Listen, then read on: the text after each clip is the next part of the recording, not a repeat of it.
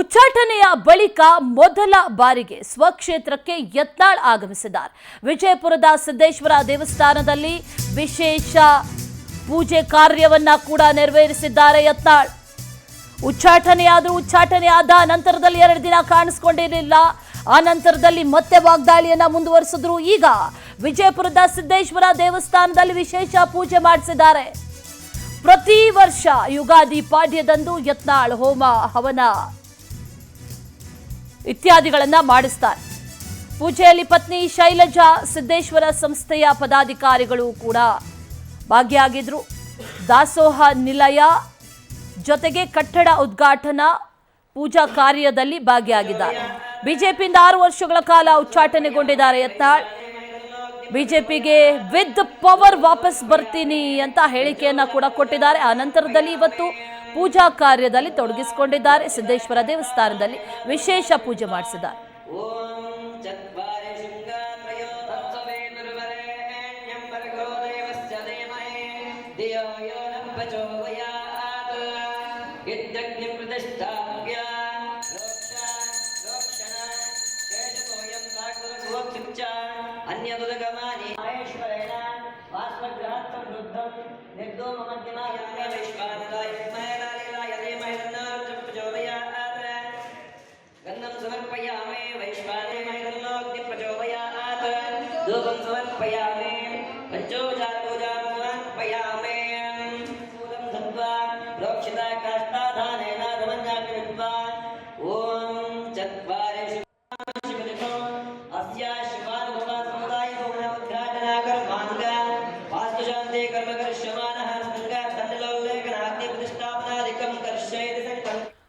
ಮತ್ತಷ್ಟು ಡೀಟೇಲ್ಸ್ ಅನ್ನ ನೀಡ್ತಾರೆ ನಮ್ಮ ಪ್ರತಿನಿಧಿ ಸುನಿಲ್ ಭಾಸ್ಕರ್. ನೇರ ಸಂಪರ್ಕದಲ್ಲಿ ಜಾಯಿನ್ ಆಗ್ತಾ ಇದ್ದಾರೆ.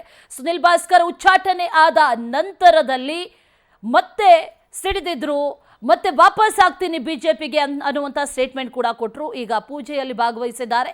ಡೀಟೇಲ್ಸ್ ಅನ್ನ ಕೊಡೋದಾದ್ರೆ ಸುನಿಲ್ ಭಾಸ್ಕರ್.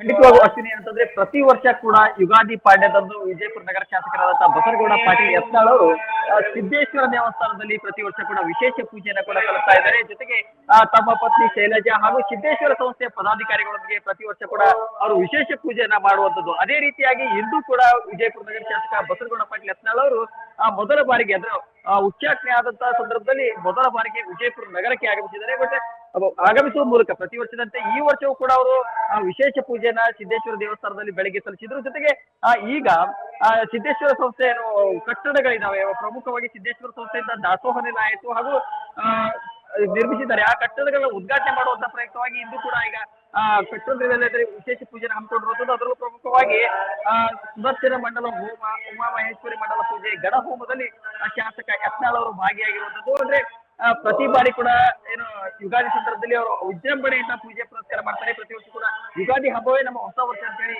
ಯತ್ನಾಳ್ ಅವರು ಆಚರಣೆ ಮಾಡ್ತಾರೆ. ಅದೇ ರೀತಿಯಾಗಿ ಇಂದು ಕೂಡ ಅವರು ಆಚರಣೆ ನಡೆಸಿದ್ರು. ಜೊತೆಗೆ ಆ ಕಟ್ಟಡ ಹಿನ್ನೆಲೆಯಲ್ಲಿ ವಿಶೇಷ ಪೂಜೆ ಕೂಡ ನಡೆಸಿರುವಂತದ್ದು. Ashwini. Okay Sunil Bhaskar, thank you ಡೀಟೇಲ್ಸ್ಗೆ.